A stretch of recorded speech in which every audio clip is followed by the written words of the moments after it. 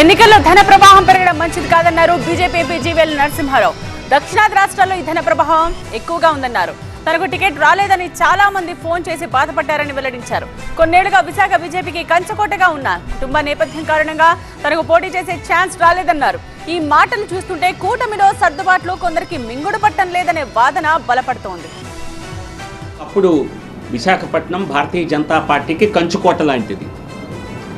అటువంటి సీట్ను మేము ఈసారి పోటీ చేయట్లేదని చెప్పి అనేక మంది బాధపడటం జరిగింది. సో వారందరితో కూడా మాట్లాడే ప్రయత్నం చేస్తా. రాజకీయాల్లో కూటమి కట్టాము. సో ఈ సీటు భారతీయ జనతా పార్టీ పోటీ చేయటం లేదు.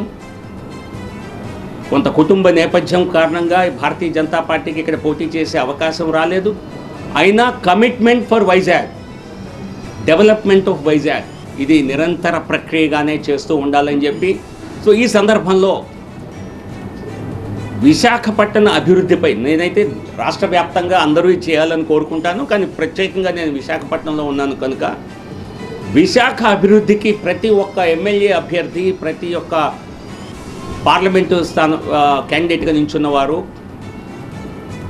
గెలిస్తే తామేం చేస్తామన్న అభివృద్ధి అజెండాని ఆవిష్కరించాలని నేను కోరుతున్నాను.